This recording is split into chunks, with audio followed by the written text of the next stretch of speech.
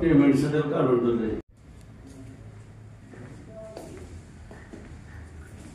ह्यामध्ये दोनच उपस्थित दाखल.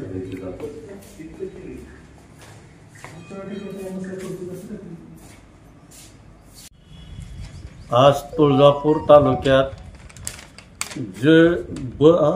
वर्गातून जे तुळजापूर तालुक्यात विकासाची शासनामार्फत होणारे कामं उद्याला लास्ट दिवस आहे टेंडरचा. ह्या तुळजापूर उपविभागीय अधिकारी बांधकाममध्ये 18 कर्मचारी टोटल.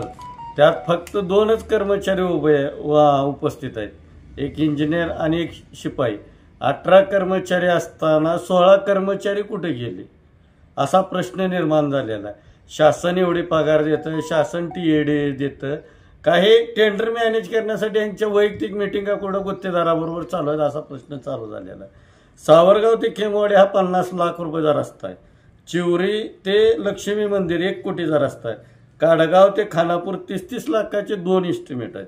जखमी तांडा ते येडोळा 40 लाखाचा आहे. हायवे ते मुदगुलेश्वर मंदिर हा 40 लाख रुपयाचा रस्ता आहे. एवढं शासन निधी देत असताना उद्याचा लास्ट दिवस असताना ह्यात गुत्तेदार आणि अधिकाऱ्याच्या राहिलेले 16 अधिकाऱ्याची मिलीभगत चालू आहे का? म्हणजे तुम्ही डांबर टाकू नका, खडे टाकू नका, फक्त पैसे आम्हाला द्या, रस्ता पाण्यात बी वाहून गेला तर आम्हाला काही घेण्यात येणं नाही.